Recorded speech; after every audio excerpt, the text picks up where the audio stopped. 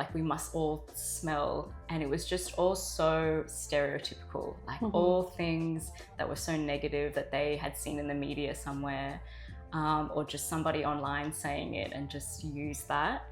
And so my high school, it sort of was peppered with comments like that, which again really made me internalize that. And you were about 14 when you were also sort of struggling with your different identities. Yes. Was there a time where you felt like, oh my God, what do I do now? Because now there's this, your parents' different cultures, being Indian, being Australian, and now, Sri Lankan culture also. Namaste and welcome to Indian Women Abroad, a podcast where we share stories of Indian women throughout the world. For today's episode, I have with me Angelica, who is a journalist with the ABC, Australia's public service broadcaster. Her work spans across areas like the migrant experience, discrimination, and women's health. Welcome to the show, Angelica. Thanks, Murnal. Thanks so much for having me. Now, before we start, I do have a confession to make. When I reached out to you earlier this week, and you knew of Indian Women Abroad, and you saw Priya's episode, and you said it was brilliant. I was actually freaking out because obviously we don't know each other, and this is the first time that we're meeting. I was like, oh my God, it feels like, the podcast is reaching the people that it's supposed to. And it genuinely made my day. Oh, that's so lovely. I'm so happy to hear. And thank you so much for just being so open to coming to the podcast. I love that about you. With this conversation, I just want to start from the start. Growing up in Australia as a child of Indian heritage, what was that experience like for you? Yeah, I think for me, from the episodes I've seen of yours as well, I think a lot of us and, members of the South Asian diaspora, we talk a lot about having, multiple identities, some having two, some being like a third culture kid. For me, I honestly felt like I had 4 parts of my identity, and it was because my parents are from Singapore. So they were born and raised there, migrated from there to Australia, but they are both, of Indian origin, but they're both from 2 completely separate states in India. So my dad is Malayali and my mum is Tamil. So my mum's from Pondicherry, my dad's from Kerala. And then they, both were born in Singapore. So came to Australia, had my sister and I. So growing up in a place like Australia and going to a school that was, predominantly all white Australians, I went to a Catholic all-girls school, and out of a cohort of about 200 girls, there were only 5 brown girls, including myself. And so I felt like I carried a lot of shame very early on about my identity. And it all came from a place of just not even understanding where I came from, seeing a lot of stereotypes and really just badly made judgments about Indians online, seeing that, internalizing it, and feeling really embarrassed. And for all the things I think we've heard so much about, bringing ethnic food to school, worrying about the smell, wearing traditional clothing, even listening to our music, all of those things, I think I really tried to mask and cover up and honestly assimilate to, just the majority around me, which was all these white Australian girls. So I think growing up when I was in high school, it felt really difficult. I felt like I never wanted to embrace my Indian ethnicity and my identity. I was always really embarrassed about it. And it wasn't until when I got to uni and I started to get more into journalism and started writing more articles, I honestly believe writing is what has helped me now reconnect to my identity and be so proud of it. And it was because I was seeing those articles go out and be shared with the community and having members of the community come back and say things like, I've never seen this written about before, and I'm so glad you shared your story because now I feel like I'm not alone. So I think seeing a lot of people resonate with the things I write about feeling really confused in my identity has definitely brought me closer to it. And so now I'm really happy to say I'm at a place where it's something I am so dedicated to and want to learn more about constantly, because I think I am in a very unique position where, yeah, you know, I've got a mum who speaks Tamil, my dad speaks Malayalam.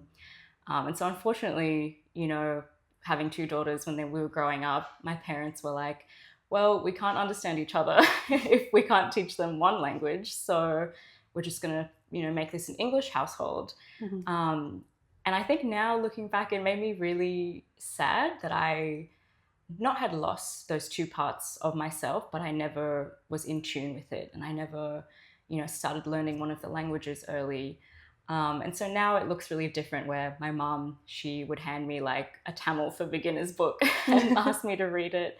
And so I think it's sort of me coming back to my identity on my own terms and trying to reconnect with it in whatever way that looks like. And it's just such a journey. I'm still finding out things about myself and my past and my parents' lineage. And I just find it so fascinating. But I definitely am at a place now where it's something I really embrace and want to be proud of. There's like so much to unpack. There's so many layers of what you spoke about. But the first thing that you said was there was also a sense of shame. Do you think it was self-internalized, or were there certain external factors that made you feel like, oh, this is not something that, you know, this identity is not something that I need to share with the rest of the world? Yeah, it's a good question. I think a bit of both for me. I think at the time that I was in high school, again, going to an all-girls Catholic school, there definitely was a bit of bullying that went on and that I received for sure. And it would start in, you know, really small ways and comments that were being made. There was one comment I remember a girl like said to me, who I thought was my friend, and I was, you know, trying to get close to and hang out with and be in their group. And I remember she just so casually once said to me, oh, I'm so surprised you don't smell like curry. And it was just so normal for her to say something like that. And I think I was around 14 at the time. And I remember hearing that and sort of telling myself, like, don't show that you're affected by it. Don't make an emotional reaction. Don't let her win by making you upset. So I remember laughing. I remember just laughing it off and being like, oh, that's so funny. Where inside I just was feeling so, honestly, like gross. I felt so uncomfortable. I was looking at her just thinking, how could you say that to someone? And all of them, you know, sort of laughed at it together. So I remember getting, comments like that, sort of about the food we would eat, or sometimes, comments about like, our hygiene and the fact that like, like we must all smell. And it was just all so stereotypical, like all things that were so negative that they had seen in the media somewhere. Or just somebody online saying it and just use that. And so, my high school, it sort of was peppered with comments like that, which again really made me internalize that and be like, I cannot be Indian and I don't want to be at this time. Like, and I would think things like, there's nothing worse than being Indian, because I'm receiving comments like this and I'm not even seen as a human to my other classmates. I'm just seen as like this caricature.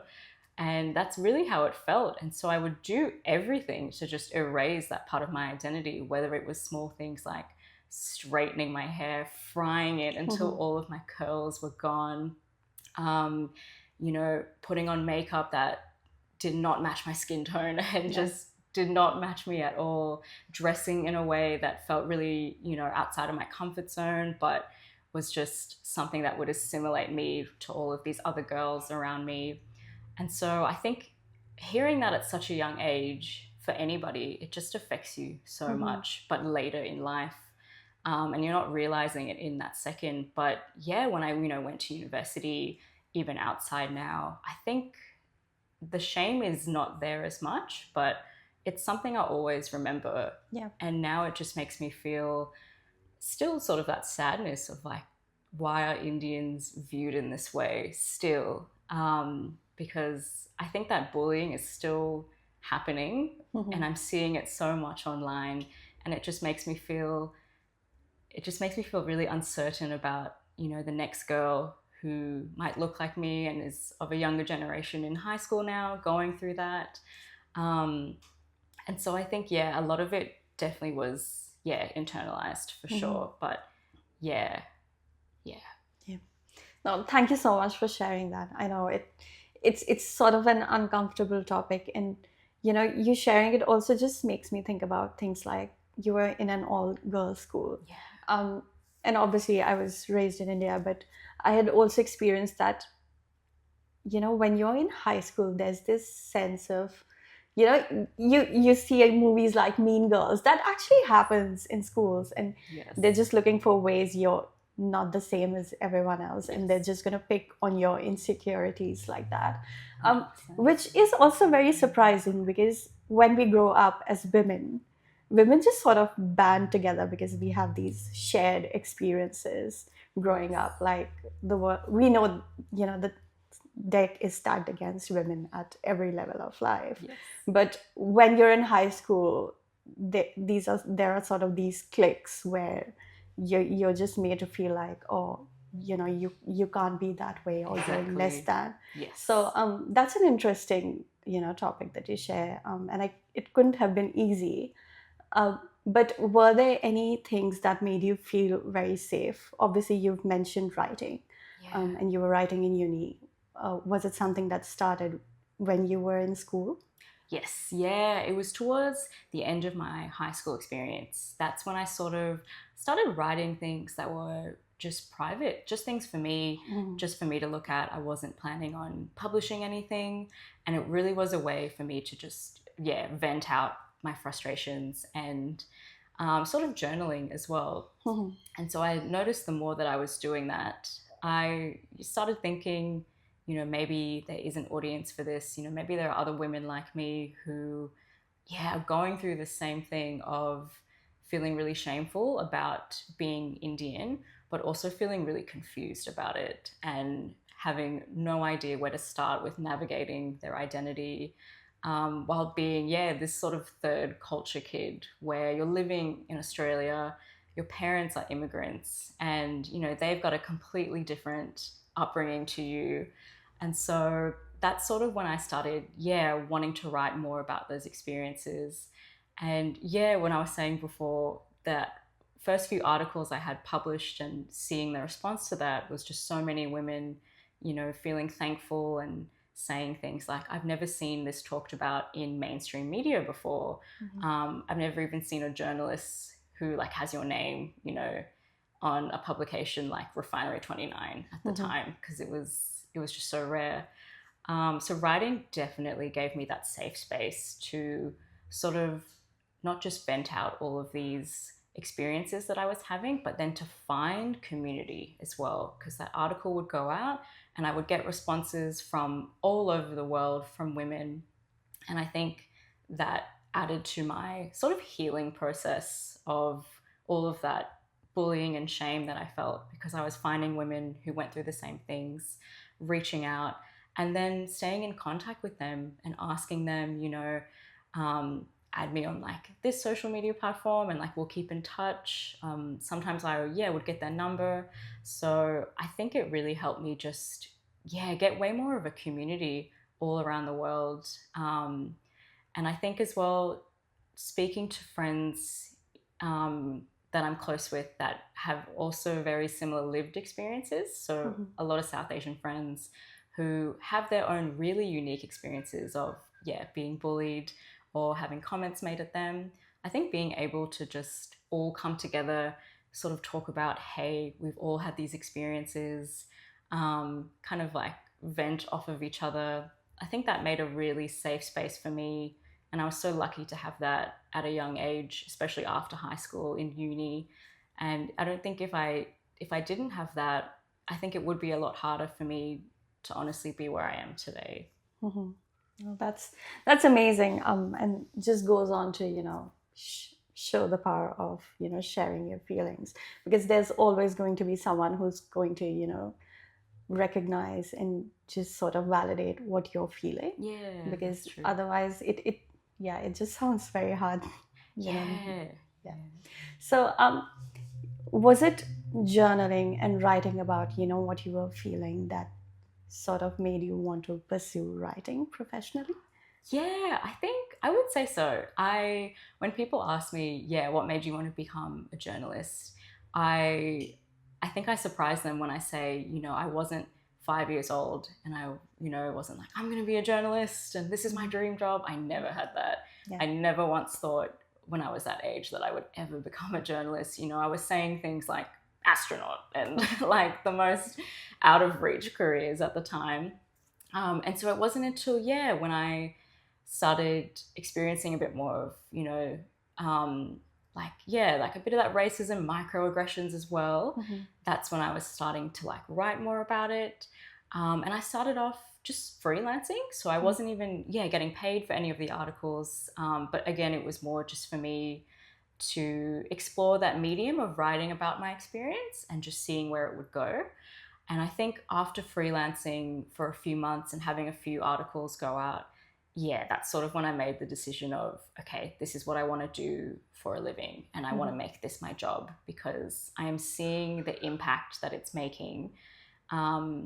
And I think to somebody else in the industry in journalism, like it could have been quite small, but for me, just seeing two people share an article of mine that I've never met was huge for me. And it was something I, would jump on my bed about and celebrate and literally say to my parents, these two strangers in America, like just reposted my article. So seeing that sort of chain effect, that's when I was thinking, this is what I want to do for a living. And I think it only made me even more determined as well, because if I was getting excited about just a few people reading an article, it sort of showed me, well, think of what I could do with, more reach and more of an audience, like more people to sort of help influence or allow them to think about an issue differently. So it definitely put me on this sort of, path of like, okay, I'm gonna write for the big publications, I'm gonna get my name out there. And that's sort of what happened. I continued freelancing a bit more, started getting paid, which was good. And was writing for SBS, Refinery 29, Business Insider, quite very different publications. And it was because of that freelance work that really is what led me to getting the job at ABC, because I had already so many articles under my belt and I had published in so many different areas that that got me into like sort of a starting role at ABC. And I've been there ever since. I've been there for about 3 years now and I just haven't looked back, just kept going. That's amazing. This is sort of obviously a different question. You said there was a lot of support, strangers sharing your articles and things like that. Were there ever times where there were also negative comments that affected you? Yes, 100%. Yes. I think very early on, when I was writing a few articles about, I think there was one that I remember getting a lot of sort of backlash. It was an article about how I felt about Bollywood at the time. I sort of wrote this piece about how my South Indian identity, I felt like I wasn't seeing a lot of us represented enough in mainstream Bollywood movies. And I know Indian cinema, it's so diverse and it broadens out so much to each different state and there's so many different languages for those films. But I think for me, Bollywood was just like the pinnacle of Indian cinema at the time. And all of my friends were obsessed with all of the songs. And I remember thinking all of the actresses I would see at the time, they had such fair skin. They all spoke Hindi. And I remember looking at that and thinking, well, if they're meant to be representing what an Indian woman looks like, I look and sound nothing like that. So does that mean I'm not Indian? And so I sort of wrote an article exploring that and talking to other women as well who did feel the same. And a lot of them, were from South India. I think that article went up and then within a few hours, I remember it getting so much backlash from just all of these Bollywood fanatics. And a lot of them, came from India. But yeah, just a lot of comments from both men and women just being like, what does this journalist know anything about, Indian culture and cinema? She's from Australia. Why is she even bothering to write about this? I saw some comments saying like, oh, she's just jealous of Alia Bhatt and how she looks. And just like crazy things like that, like accusing me of being jealous of these actresses and wishing I looked like them. And I just thought it was just taken out of context so much. It was very much a critical article of the industry, but just of the lack of representation of the industry, and how I think Bollywood does have a responsibility to make sure that they are reflecting the country in all its diversity, which just sums up India, and it's just something that should be celebrated. And so that was sort of the angle of the article, but it was just taken so out of context by, I would say, a lot of like purists, like people who are so pure about what Indian culture looks like, but it might only look like one thing to them. So that received a lot of backlash online, especially on Facebook. I just saw the comments growing. And that was the first article I ever wrote that, really had that negative feedback. And I remember, I think I cried. I think I was so overwhelmed. I think I was about, 20 at the time. And I just had no idea how to deal with this. And I was wanting to get back on and like reply to all of the comments. But I remember, I think my partner was like, you can't do that. Like, you can't give into that and give them even more, ammo to use against you. So if it wasn't for him and, my family sort of telling me to back off, I 100% would have gone on there and replied to each one. But yeah, I was so overwhelmed. I was like, this is not how the article was meant to be, taken into. I just feel like it was, really taken out of context, and I didn't want that, and I felt so protective of it, and I wanted to, go in there and make a statement and everything. But as I have learned now, in this industry, you really do need thick skin, and you can't be precious about your work as well. You really have to tell yourself that, remind yourself the world is such a big place. You're not going to please every single person, and you're not going to be friends with everybody, and that's okay. And I have really, really like drilled that into myself, that doesn't make me a bad person.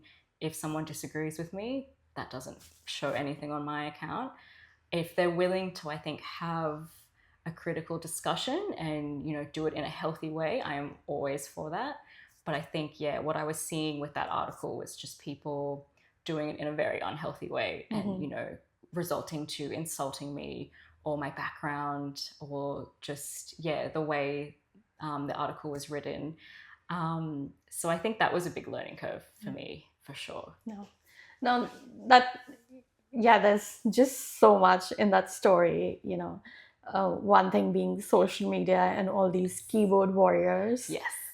Especially when you're putting content, whether it's journalism or, even if you're a content creator, there's always going to be someone with that odd comment that's going to take you off like nothing else. 100%. And with Bollywood, I feel like there's also a lot of hero worship. People don't feel like they can do anything wrong. Yes. Yeah, so, I agree. Yeah, I can see how, people would be like, oh, she doesn't know anything about Bollywood. But the point that he raises is something that a lot of people also agree with. Like, I 100% agree that Indian women don't look like that. Or Indian men don't look like that all the time. Exactly. Sorry. You had a lot of support from your partner, you mentioned.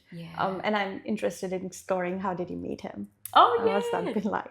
Yeah, my partner and we met through mutual friends in my high school. So, I went to an all-girls high school.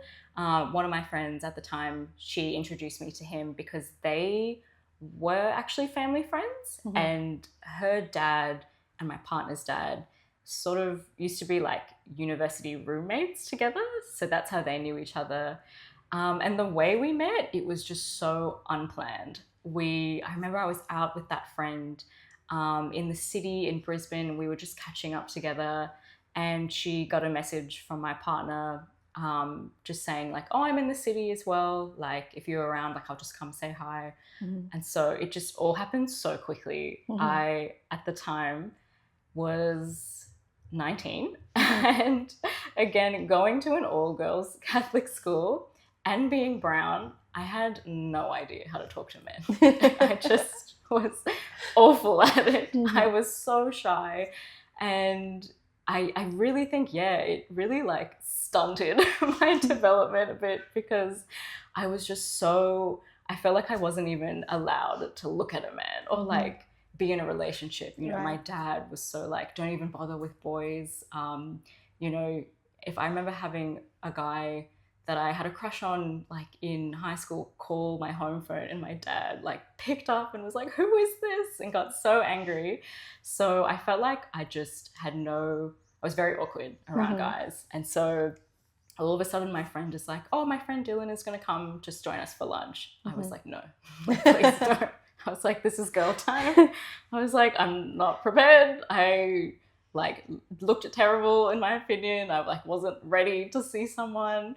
And so within 10 minutes he shows up, like gives my friend a hug, looks at me and is like, oh, hi, nice to meet you. And I'm like, hi. And then my friend is just like, oh, let's just go get some lunch together. So we all end up getting sushi together, I think. And she and another friend are sitting together opposite us at a table, and I'm next to Dylan.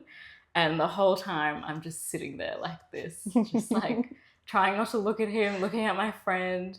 And then my friend sees my obvious discomfort and is just like, I'm just going to go get some water. I'm going to go get a bubble tea. I'll just leave you guys to talk. I was like, I hate you so much. What are you doing?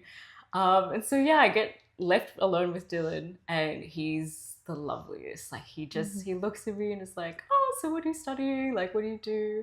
And I was like, oh, I'm doing journalism. And he was like, oh, that's so cool. Like I've never met anyone else studying journalism, and just all of a sudden had such a like accepting, non-judgmental sort of reaction to that, which it's the opposite of what I'm used to. And he was genuinely just so curious about what I wanted to do with it, and what I was studying.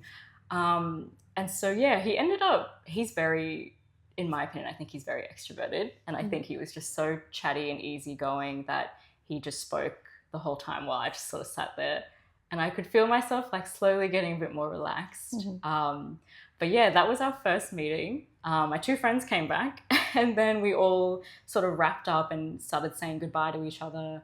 And I remember I gave him a hug at the end, and I think I stepped on his foot. I was so like awkward and just all over the place.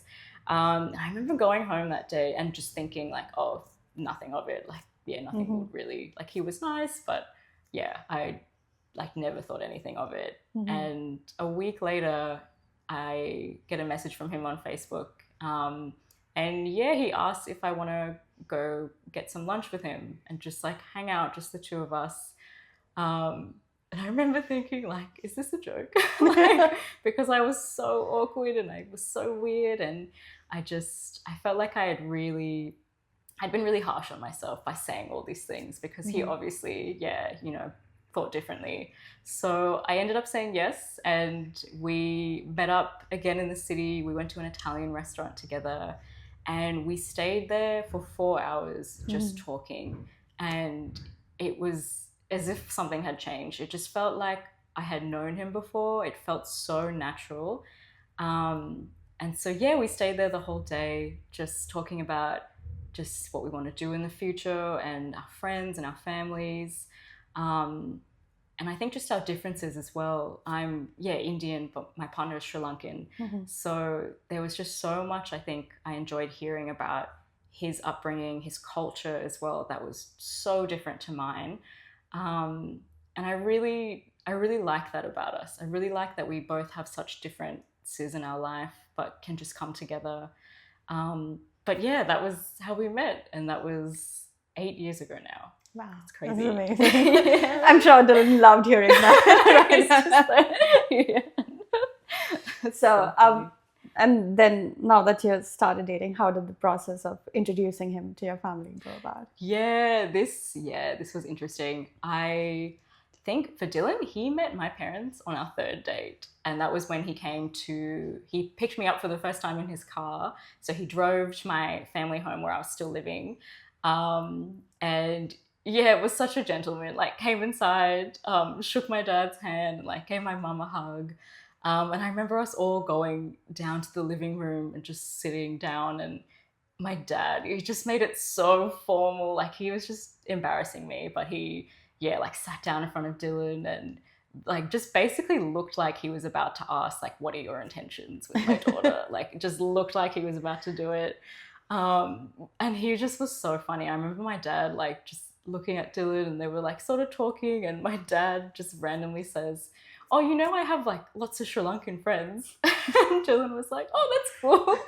And he was like, yeah, I work with so many of them. And it was just so funny. Like, just, and it was so fast as well. I think it's very rare, I think, for brown parents to meet in that way. The partner, that was my third date with him. So it happened so quickly for me. But it was really positive. And yeah, with my parents and my dad especially, he's just always like, you know, I just want to make sure that you're happy, and I just want to make sure you're safe, and that he's treating you with respect. That's all that matters to me. So I think he really saw that in Dylan just from that first meeting. Because I remember when he dropped me home that night, and my dad said to me, he was like, he seems really level-headed. He seems like a good one. So it was really nice. It was really positive. And I think the same thing for me meeting Dylan's family. Again, very opposite though to my family. I've just got one older sister. Dylan has 3 younger siblings. And yeah, his mum and dad. And I remember, yeah, when he brought me over to his family home, I walked inside, I gave his mum a hug, and then his dad was there, and we were sitting down at like the kitchen bar stools, and his dad like walks over with a folder, and he just like comes and stands next to me, puts the folder down, and is like, right, so I've got a questionnaire for you to fill out. You've got to answer all these questions if you want to be with him. And I was like, oh my God. And he was like, no, I'm just kidding. And I was like about to cry. I was like, there was so much pressure. But he just cracked a joke straight away. And so it was good. I think it really eased me into things. I think that's not to say that we haven't had our struggles like any couple. And I will say, like any intercultural couple, you know, there were definitely challenges there for sure. I think there was a bit of an expectation on Dylan very early on in life, which was that he would meet a Sri Lankan Sinhalese partner. And so when I came into the mix, I think it was definitely a surprise for his mum and dad, just because I wasn't really involved in his community in any way. I had never really known a lot of like his friends. Like, I was really just a new person coming into his life. And so I think very early on, I think his dad was like, oh, you know, is she going to understand our culture? She doesn't speak the language. How is she going to go with that? There were definitely those questions that were asked. And I remember at the time feeling a bit sad about that, and feeling like, oh, am I not just enough to just be in your son's life? But now I think looking back, I can see how normal that is for that generation to ask questions like that. And I can't blame them when that's definitely how they are. Yeah. But yeah, I really do think there are struggles for sure, but with intercultural relationships. But I think being in one myself has just opened up my mind so much, and it's really influenced the way I look at the world and the decisions I make even. And it's just something that I am honestly really grateful to be in. And I'm really grateful for my parents as well for never, you know, telling me sort of the things that I think a lot of Indian women hear in some communities, which is you need to marry an Indian only, and they have to be from the same caste as us. They have to be of this status. And so I'm very grateful that my parents weren't like that, and always just said what matters most is that he respects you and treats you right. And that's definitely Dylan for me. Oh, that's nice. And obviously you raise an important point about, you know, there's this expectation that, you know, you're supposed to fall in love with a person who's from the same community, same religion, caste, whatever. Yeah. We've had guests before who've shared that experience.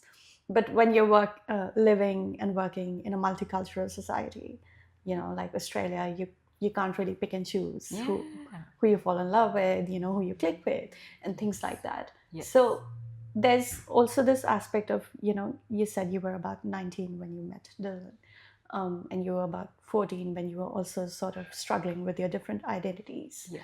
Was there a time where you felt like, oh my God, what do I do now? Because now there's this,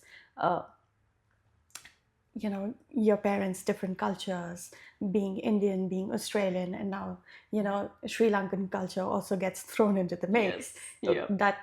Was that overwhelming for you at any point in time? Definitely. I would say so. I think it was, again, adding on to my already 4 identities. This felt like the 5th. This just felt like it was like learning, again, a whole new set of customs, being around a language, Sinhala, that I've never heard before growing up anywhere, and religion as well. So my partner is in a really unique position. He's actually half Buddhist. His dad is Buddhist, but his mum is Anglican. Mm-hmm. So very unique situation. I think very early on throughout, when we first started dating, so yeah, when I was like 19, 20, I was going with him to a lot of Sri Lankan events for the first time that I had never been to. And yeah, for the most part, it would look like I would be the only Indian there. And I remember feeling definitely a little bit alienated. And that's not to say that people there weren't welcoming. They were so lovely. His friends, they're the best. Like, they've just made me feel part of their group from the beginning. But I think for that to be my first like long-term relationship as well, so early on, being introduced to a new culture, I definitely felt like there was a bit of pressure there. And I think to just not really question things and just sort of go along with everything. And sometimes that would look like, somebody coming up to me speaking Sinhala and me just sort of taking a step back. Also, my surname is Silva. So I get mistaken for Sri Lankan constantly because Silva is a really common name in Sri Lanka as well. I think a lot of people, you might not know that, yeah, it's actually Portuguese. So it's super common in places like Tamil Nadu and Kerala, but also Brazil. So I think a lot of the people that I met really early on, they'd come up to me and say, oh, you're Silva, like start speaking Sinhala, and be like, oh, you're Sri Lankan, like it's so nice you like met Dylan. And I'd actually say like, oh no, I'm Indian. And they'd be like, oh, okay, but your last name is Silva. And the amount of times I've had that conversation is far too many. But I also think it just showed that was so rare for them to even see somebody in the community that was Sri Lankan date anybody not Sri Lankan, let alone an Indian girl. It just seemed like it was so just not common. And so I think I had to come to terms with a lot of that. And the way I did was definitely communicating with Dylan and, sometimes telling him that, oh, I felt a bit, isolated at this event, or I didn't really know what to do here. And he would always be so good. And sometimes himself, I don't blame him, he wouldn't notice it, because I think to a lot of other people, like, we're all brown, like we all look the same. But I think that gets really like lost in translation, where there are so many nuanced experiences and people of different regions, even within Sri Lanka, but especially within India. There's more than 20 languages. And so I think when I would communicate this to Dylan and say, oh, this is how I feel, he would be really supportive. And so I think it took a bit of time for me to really get involved in that community, but also to feel a part of it, because it was nothing like I had experienced before. Like, when my parents migrated to Australia, they didn't have a community. I wasn't involved in like the Malayali community or the Tamil community. It was literally just my parents and just my sister and I growing up with all of our cousins, which I'm really grateful for. I have a big family and lots of cousins. So that was sort of like my community. But yeah, for Dylan, it was like all of these family friends and friends that he had grown up with since he was a baby. So we both had very contrasting experiences. And I think the way for me to sort of, get around to it was just to sort of take a step back and definitely make some boundaries sometimes and tell him, I might just like step out of this event, or I might go like take a break for myself, because I do think it can get overwhelming, especially when you're already dealing with your own internal struggles of your identity and you're essentially taking on someone else's, and trying to, adapt to that as well, and hearing a language that you never heard before. So it was a lot of learning opportunities for sure. And, there still are, even 8 years in, I think I'm still learning so much about, being in that community, and the same for Dylan, being a part of my family and just the amount of places that we all come from. But yeah, I'm saying like, I think we are definitely still learning. Well, all those people who send those comments about what do you know about Bollywood, you should tell them you're living a very Bollywood life. That's so funny. I love that. Oh my gosh. I studied in an all-girls school, met him at an awkward first incident, stepped on his toes, and we come from two different cultures. That is so true. Yeah. That is a Bollywood story. I never thought of that. It really is. Yeah, maybe that's your next article. I love that. I love that so much. Yes. So going back to your writing, were there any particular influences, people who influenced your writing, or you were just wanted to, I want to be like that, especially, if they were people of color?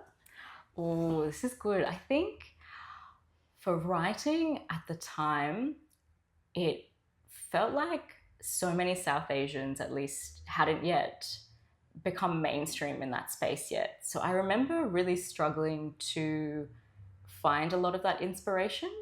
And I think the way that I did would be, if there was a publication that I really admired, again, it would be Refinery 29.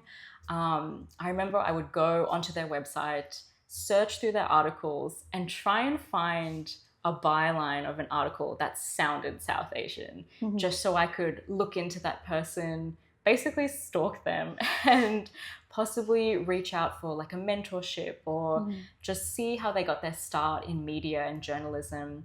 And so I remember doing that quite a bit. If I would see the name of someone that wrote an article and it sounded ethnic, I would really follow up with them, and I would like look at all of their work, see if it resonated with me and what I was writing.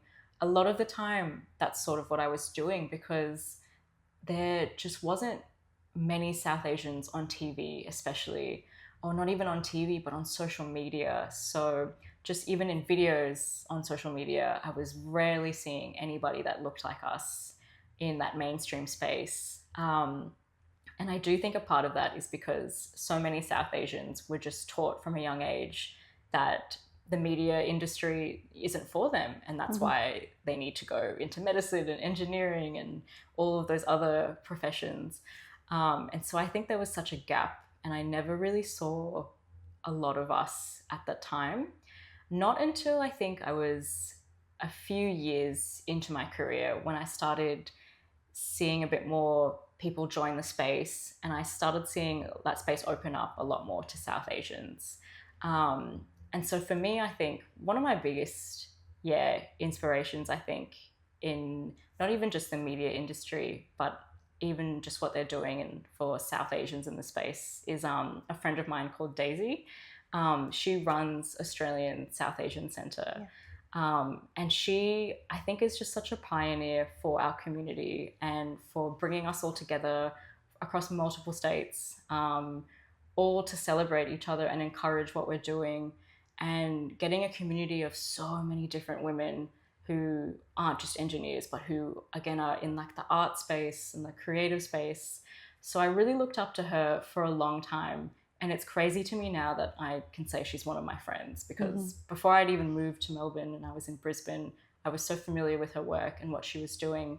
But it was sort of that moment of kind of what you were saying early on, of like, you just feel like they're like a celebrity almost. And I definitely felt that about Daisy and her team.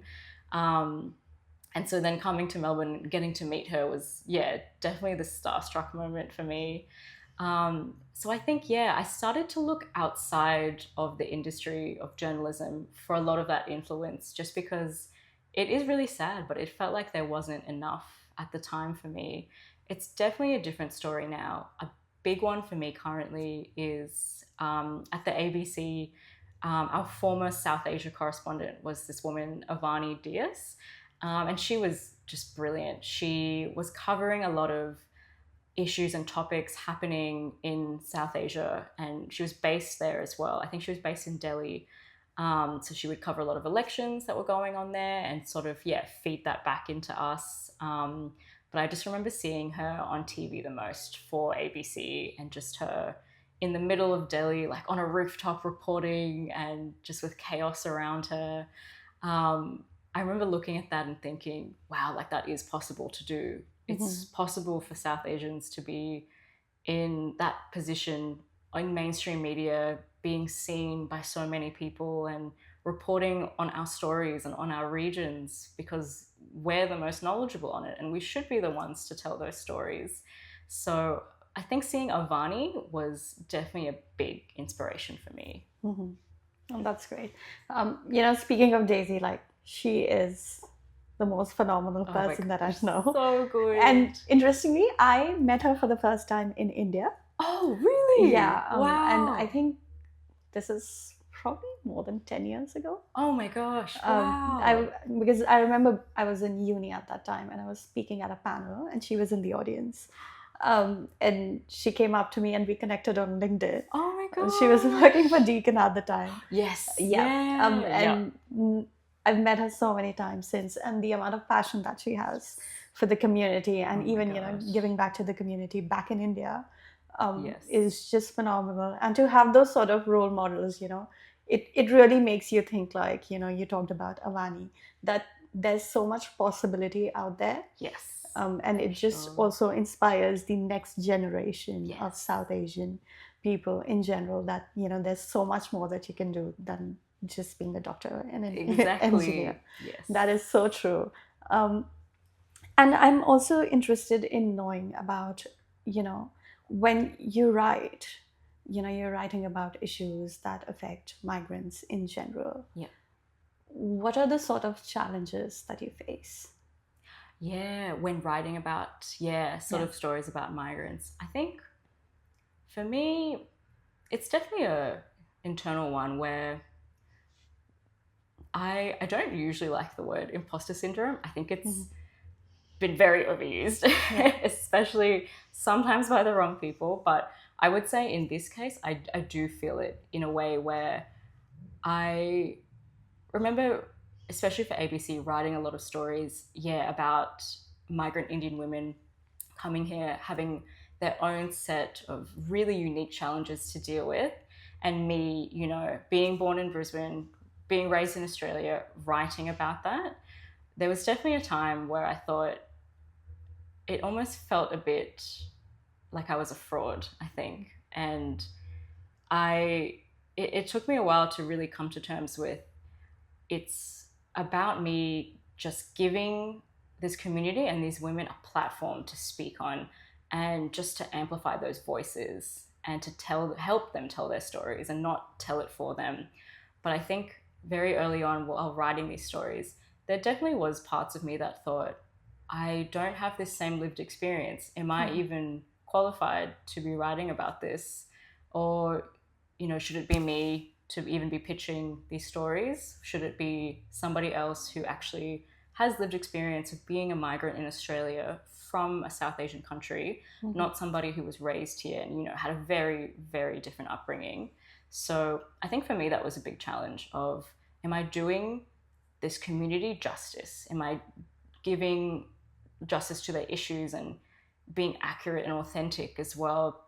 And I think that's the word that sums it up, was it probably felt a bit inauthentic in some phases to me. And it was just something that I was very careful of and am just very aware of now. And am sort of reminding myself, it's not about me, taking the microphone from anyone and telling the stories for them. Again, it's just making sure that those voices are getting out in mainstream media, because they haven't for so long, and just giving them a platform to show that these issues that they go through are so different to the public. And the South Asian diaspora in general, we're just affected so differently by so many things, by health, by finance, business, and just, I think I really wanted to show that and show the reasons and delve into why, you know, we are affected by them so differently. And so I think, yeah, it was definitely a challenge for me really early on. And, you know, yeah, here and there I would get sort of comments about that as well, especially if an article went up on Facebook. Sometimes I would see a comment from, somebody possibly in India saying things like, what does this journalist know? Why would she be writing about issues that she hasn't even been through? What does she know? She has a life of luxury in Australia. I definitely would see comments like that a lot. And, you know, the thing is, I would never get defensive. I would never look at them and say, oh, how would they know? I'm going to prove them wrong.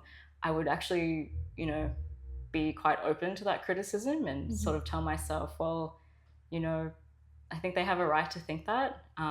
It's not the whole truth. And that's not what I'm here to do, which is monopolize these stories and show people that I'm the only one that can tell them. It was never about that. And I think that's where things get taken out of context with comments like that, which is where they're not seeing that those aren't my intentions. And I think it can be hard when, you know, somebody who obviously is struggling and is living, you know, the experience of a migrant coming here, you know, wasn't kind of cloaked with that privilege of being born here, growing up here. I can understand why somebody would sort of, say a comment like that and say things like, oh, but, you know, you have it so easy here. And I think, again, it's just, my intention is never to show that, I have it easier than anyone. It's to show that, yes, you have your struggles. They are so unique to all of us. And here's why they need to be put in the spotlight and why they need to be on mainstream media, so that more of us can understand what you're going through and try and find solutions to help you that are, you know, tailored to this group as well, because it's not a one size fits all, especially for the South Asian diaspora, you know, being one of the biggest diasporas in Australia, the migrants here, and the work that they do for Australia. It's so vital.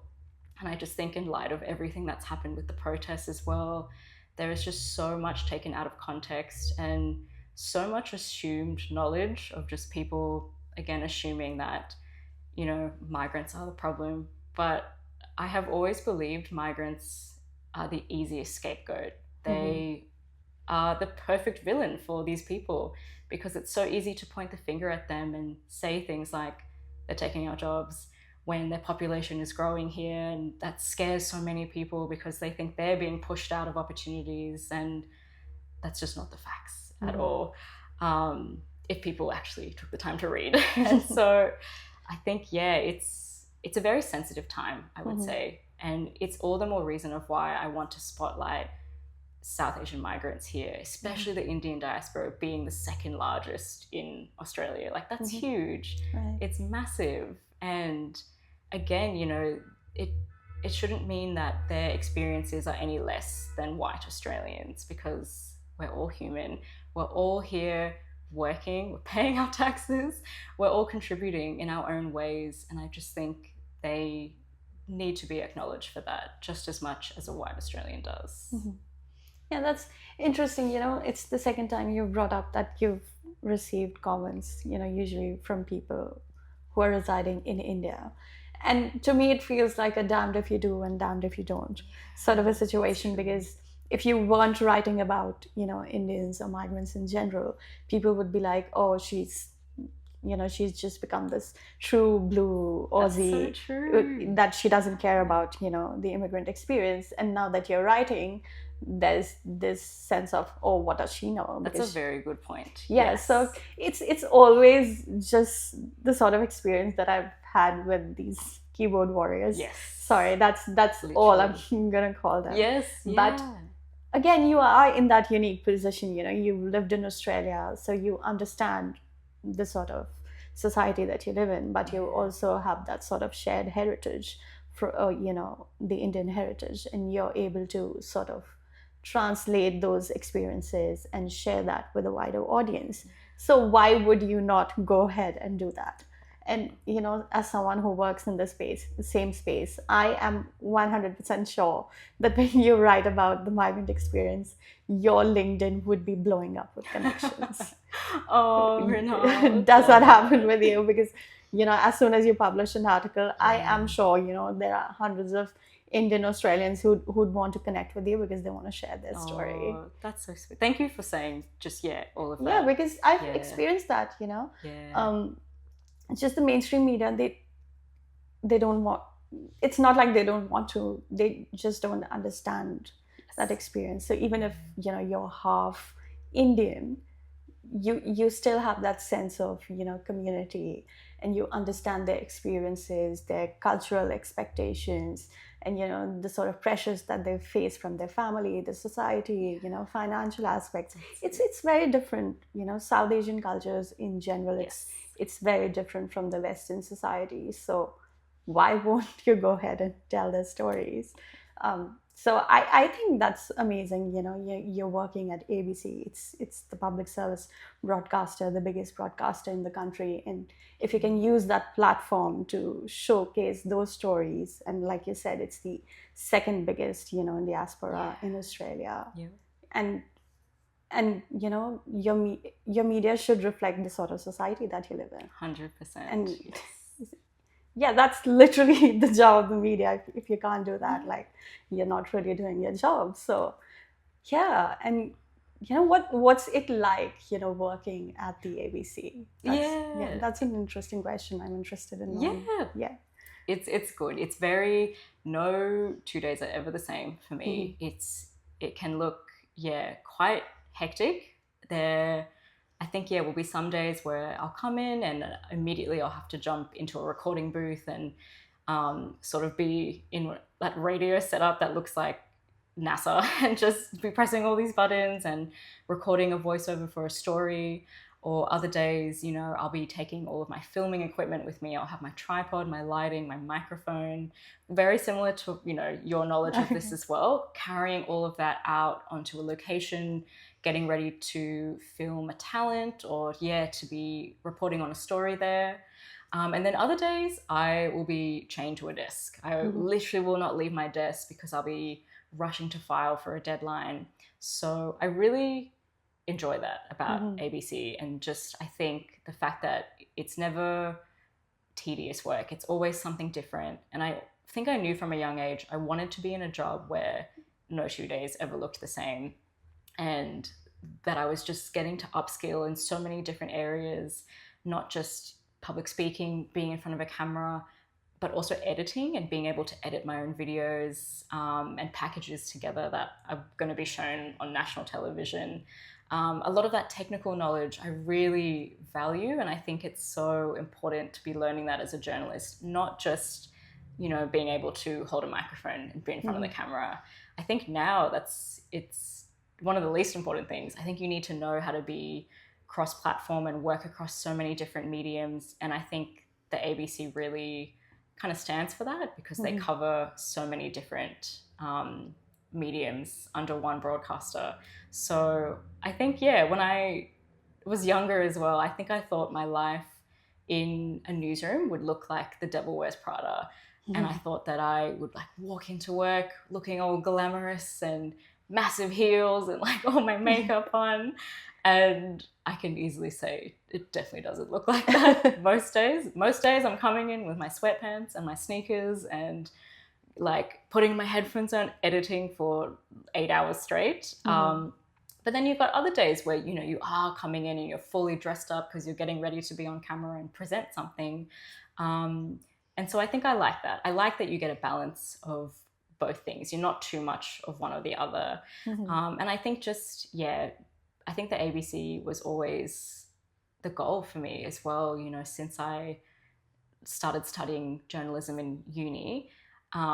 It's the national broadcaster. It was always where people in my university lectures and shoots had on their vision board and were saying things like, I'm going to make it to the ABC. And when I've gone there, like, that's how I know I've made it. So I would hear a lot of things like that, studying in uni. And I think to end up there was just, it still doesn't feel real sometimes for me. Especially when I see, young South Asian women coming to me and saying things like, I've never seen stories like what you do represented on the broadcaster before. And it could be like such simple things. Like I remember writing a story about how an Indian Barbie was released, like a new one, and she had a new Diwali outfit. And people were coming to me saying, this is on the ABC? Like, that's crazy. Just little comments like that. It's really made me grateful, I think, because the reach, again, that the ABC has, it's just mind-blowing. Just their audience numbers and the people that engage with the broadcaster. There's so much opportunity there in what we were saying about getting your work out to such large numbers, which can be quite scary because so many people are reading and watching your work. So I think the ABC, it's really given me those opportunities. But I think, the main thing is like it's definitely a different day each day, which I really enjoy. So now that you're doing so many different things, what's your actual favorite part? Oh, my favorite part? I do think it changes for me, which just says so much about me and not being able to sit still and always jumping onto the next thing. I actually will say, I think is being able to present and film and edit my own videos for social media. So the videos that go out on Instagram and on TikTok. Being on camera was something so foreign to me, not even a year ago. It was just something that I really cut myself off from as well. I always thought, I'm going to be the journalist that just writes the articles at my desk. I just want to be the writer. I don't want to do anything with cameras. I don't want to go on TV. And I think that came from a place of just quite low confidence, I would say. Confident in my work and my writing a lot more than I was in front of a camera. And also just, being quite scared of receiving even more like negative feedback of, if not my work, then about myself and my presenting style, just really like scaring myself into like, what could happen. But because of that, I felt like I was cutting myself off of those opportunities. I wasn't even allowing myself to give it a go or try presenting. And so it was definitely the support of my boss and my team that were the ones that said, you love like speaking and, you're good at it. Like just try it, just give it a go. It's such a different feeling. And so I think now it's so funny to say that the thing that I was so terrified of is now my most favorite part of my job, which is getting in front of the camera and presenting, and seeing that video go out to social media and the audience that picks it up is, again, it's just so mind-blowing to me that, that many people can watch something with your face on it. It's still quite scary, but I think over the years, that thicker skin that I was mentioning, it's definitely built up for me. So if I ever did see a negative comment now, it's just so easy for me to just look past it, and also just to not read it as well.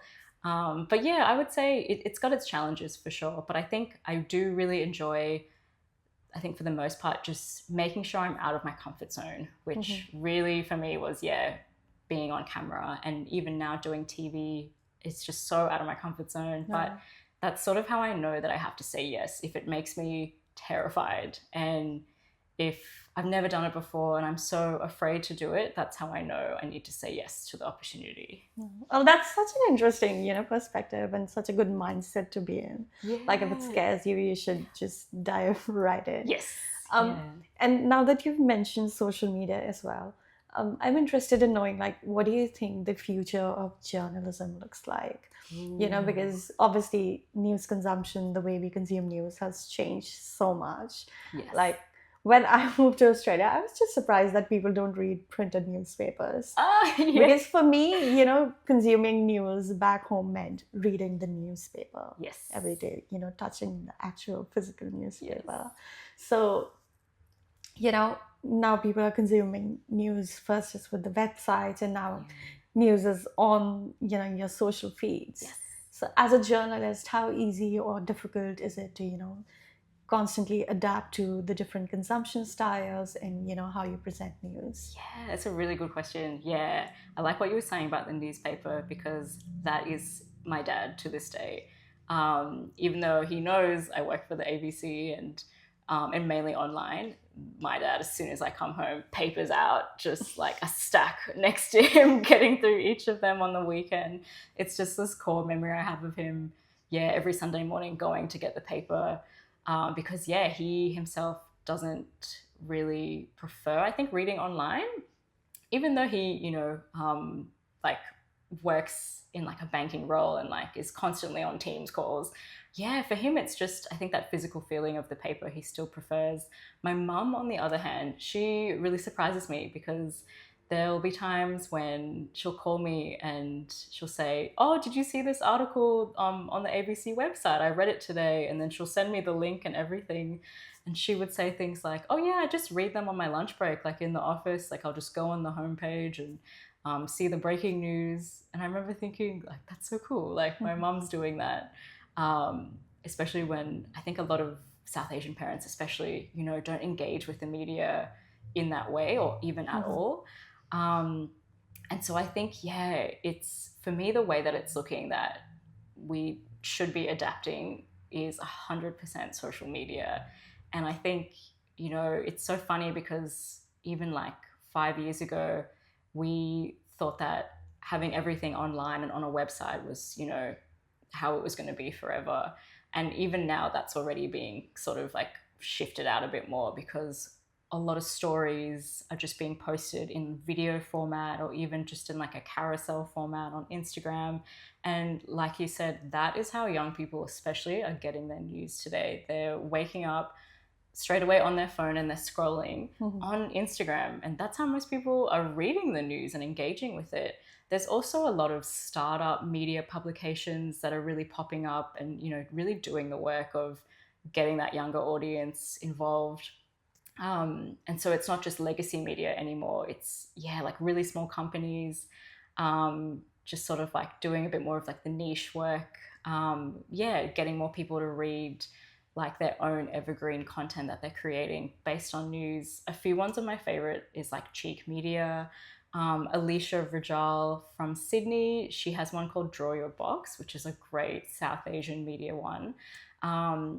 There's so many, yeah. And so I think young people are sort of realizing, okay, I don't just need to get news from these massive legacy media publications anymore. Like so many other places are kind of doing the same things, but and still doing them correctly by verifying and fact checking things.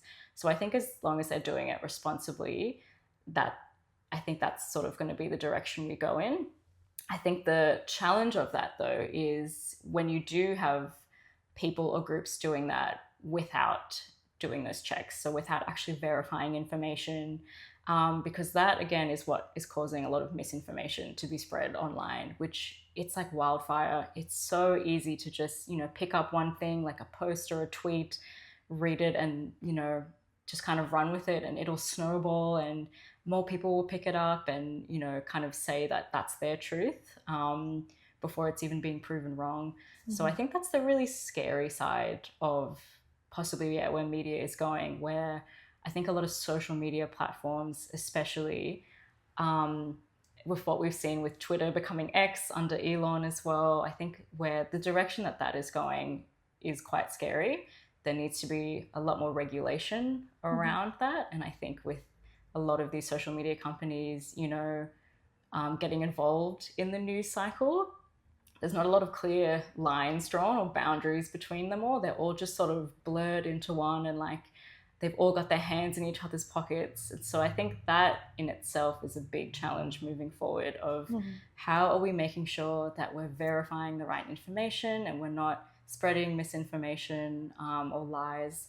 And on top of that, AI. It's just about us. Yeah, that is the cherry on top of all of this. So if things are a bit shaky now, I just think AI is going to really shake things up even more. I think my thoughts on AI are quite similar, where I do think it needs to be regulated so much more. I just think at the speed that it's growing and being used at, it's honestly terrifying to me. Mm-hmm. And I think just it's not being used responsibly in a lot of ways. And I think the people that are using it responsibly, know that they are doing it well. But there's still a lack of education and knowledge around how to do that even. And I think now that needs to be implemented into curriculums in schools, from high school even. And I think I see that moving forward. For me, I think that's sort of a goal long term in the future that I would love to be a part of. I would love to sort of be a part of implementing or helping implement a media literacy sort of curriculum in schools that really encompasses a lot of things like AI, misinformation online, looking at how young people, especially on their phones, when they receive a piece of information or a news article, what questions are they asking themselves? Are they just looking at it and saying, oh, that's true because it's from this publication? Are they questioning the sources? How are they verifying it? I think a lot of that needs to start coming in right now if we're going to consume more of media and like the news cycle responsibly. So I think the AI stuff is quite scary, to be honest. I think if I meet someone who's very overly positive about AI, I'm honestly sus about them because I just think we're already seeing a lot of the negatives that it's doing to the world, and it's scary what's happening with it. So I just think there needs to be a lot more regulation and education around it. Yeah, I think especially, when we say a lot of youngsters are consuming news through social media, and that's, faces of people, and AI is able to, generate all these video avatars now. Yeah. It just makes me think about how easy it would be to spread misinformation. Yes. Especially, definitely. when there's an actual human behind the screen. There's so much to do, like you're saying, you're 8 hours on your desk editing a video, but with AI, it's just one prompt, Yes. and you're pumping out hundreds of videos. Yep. What does that mean for the future of journalism? And how easy or difficult would it be to differentiate if it's an AI generated content? And even if it's AI generated, that's not the fact of the matter. The fact of the matter is the information correct? Yes. So how would those regulations look like? I know it's a very wide and open question that I'm asking you. So, but what do you think an ideal situation would look like? Yeah, it's a good question. I think we're sort of seeing a bit of progress and steps now with a lot of massive broadcasters like the ABC, the BBC, the Guardian as well. They all have their own independent verification teams. So with the ABC specifically, we've got a team called ABC Verify, where during especially quite a big conflict, now with like the Israel-Gaza conflicts, what we're seeing is a lot of videos are coming from those regions to us, of a lot of like the missiles and the bombs going off. And so I think for us, those videos need to go straight to that independent team where they are literally trained in being able to verify that video footage and that information. And the way that they do that is not something the average person can do because they've got access to a lot of different tools and technology. They use specific geo-mapping software where they can literally scan each frame of the video and try and find out, was this building shown on Google Maps here? Is this building part of this embassy there? Just so many details that they can sort of capture. So that's a bit of an example of how the ABC does it, where all of those video footage things for any type of conflict or issue, they go straight to that team before they're ever, published online. Because once that's published without it being checked, it's very difficult to take that back. And you have to sort of say like a mistake was made on our behalf for publishing it. So in order to avoid that, I think a lot of that information does need to be independently checked by teams that really specialize in doing that and have a lot of access to software and technology that enable them to do that more than the average person can. So I think that's one way that we're doing it now.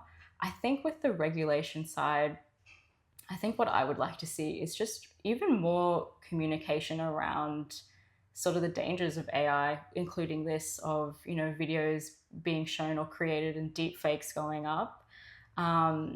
I think with how many of them have been created already in America, it's, I think, something that needs to just be spoken about more, especially just from our government, and just even making younger people aware of what's out there and what can be created basically out of thin air, completely fake.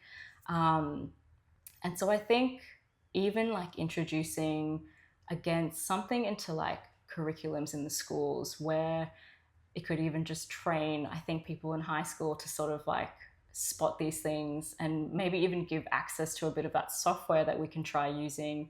Because I think there is a bit of a disconnect there where some people sort of, would look at that and say, well, that's not my kid's job. Like, my kid shouldn't be the one sitting there trying to decode a video. Like, that's not what they go to school for. And I disagree. I think that's something we're going to have to learn regardless, especially the younger generation. And I also think it's quite easy to say, oh, well, that's someone else's job to do that. I don't need to know that. I think it's such an important skill to be taught, how to look at information, how to tell if something is real or fake, and be able to get that checked by someone else. But again, I think that should really be introduced into high schools. Just something that's taught even in, more of like a practical way more than a theory.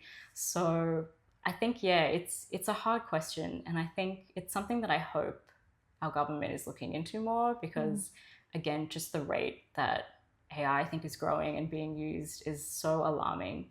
But I think what's also really positive are just the conversations that we have around it, even like this, of just getting to hear so many different people's perspectives on it, people who work with AI in the industries and people who are consuming it and using it just as an average person. I think it's really important that we are hearing all of those opinions and just acknowledging that they're never all going to be the same. You're going to have some people, really against it, people really supporting it, and then just some in the middle who just don't really know how to make up their mind about it because it's just such a big thing. And so I think it's just acknowledging that you're going to get so many people and different opinions on the spectrum about it, but it's more about how can we bring that education into one and make sure that everybody is receiving that same education. So, talking about high schools and education, how do you think the next generation of, South Asian immigrant kids could be encouraged to, share their stories and become a part of mainstream media? Oh, I have so much hope for this, honestly.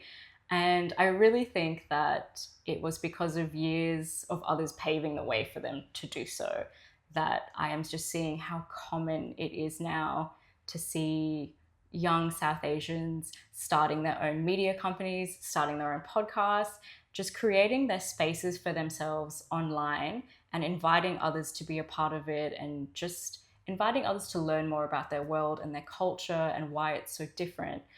It's given me so much hope, because I am seeing so much more of that online now than ever before, especially during the time when I was in uni. It was just unheard of for somebody to even, make a podcast just in their living room and just with like a microphone that they bought on Amazon. Like, no one was doing something like that. And I think it's so much more encouraged now, being in that space and being in media, where it is a bit easier to sort of, kind of open up a business for the first time and, start something online. And I think seeing a lot of the younger generation, especially in the South Asian community, do that, it makes me really excited, because they're just popping up at such a crazy rate than I've ever seen before, that I have so much hope for Gen Z. I really do. I just think they get a really bad reputation a lot from the boomers, saying things that like they've got it so easy. And I just think they're really misunderstood. I think they're, the most switched on generation. They're so active, and they, I think, are just so encouraging of each other in the online space especially, and they're just making so much space for each other. Especially the South Asian community. Like, I think every 2 days I'm seeing like a new business pop up or a new startup come up just by someone who's starting it like in their bedroom in their family home. And so I'm really happy to say that I haven't ever doubted that. And I know that in a few years' time or even months, all of those are going to flourish. And I do think there is more than enough space for them to exist with each other. And I've seen that so much, in businesses, in, South Asian run clubs, even. All of these little kind of pockets of our community are just popping up, but they're doing such a good job at raising awareness about issues and involving each other. I sound so old, like saying back in my day, but genuinely back in my day of being in uni, especially, I never saw this. And I think it was because, social media just hadn't taken off in the way that it has now with Gen Z and even Gen Alpha coming in. And so I feel very excited and I'm very ready for what's to come from them. And I just think they're already doing such a good job at it. Amazing. And for my final question, do you have any piece of advice for someone who's watching this, especially if they're of a South Asian background, they've newly moved to, a foreign country, they're thinking about moving, or they've been here for a long time, but they still feel like they're struggling in some ways? Yeah. Is there a piece of advice that you'd like to give them?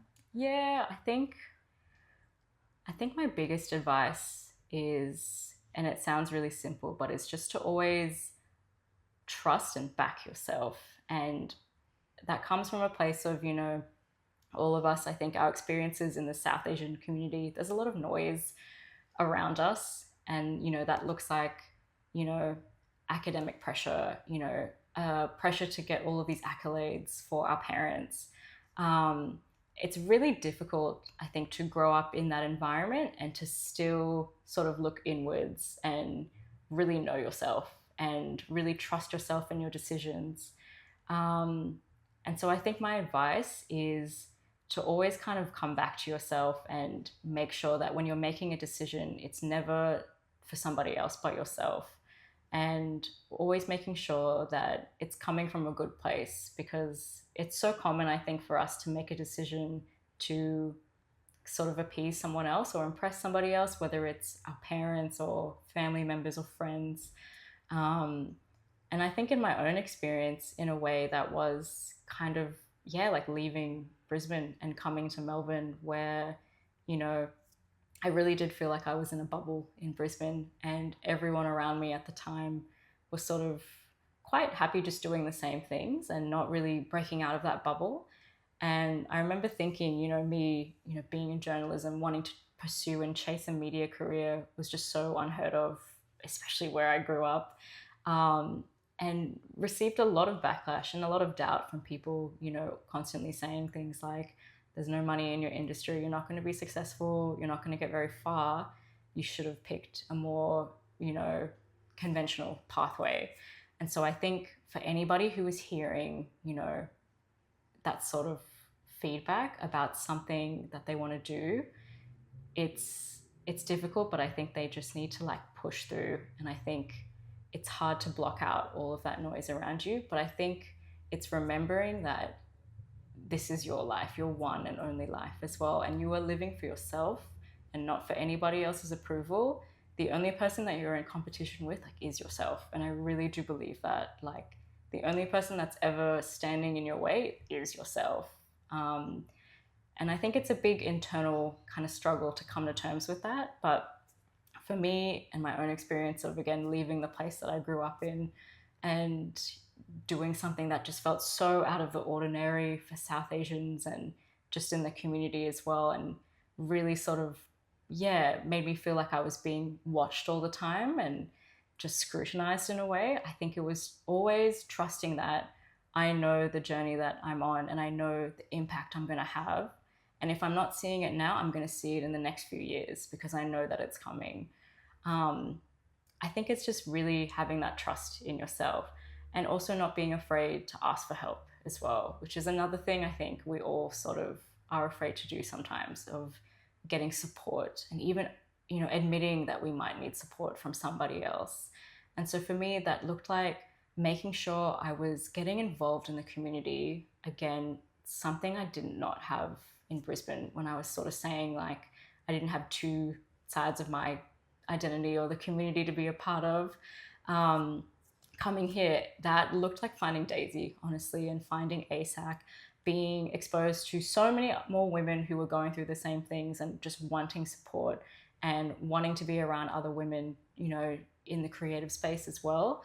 So for me, it is, I think, a big piece of my advice is to make sure you're not in your comfort zone. Make sure you're really taking opportunities to push yourself out of that and be proactive and go out and make opportunities happen for yourself, and go and talk to the people and meet them are the ones that who can help that happen as well. So I think trusting yourself and just staying out of your comfort zone, because no growth can happen there. Amazing. I think that was very, very helpful and so inspiring, the whole conversation. Thank you so much, Angelica. Thanks, Myrna. I really enjoyed it. Yeah. Thank you so much. And thank you so much for watching. If you like this episode of Indian Women Abroad, please like, comment, share, and subscribe. And we'll see you next time.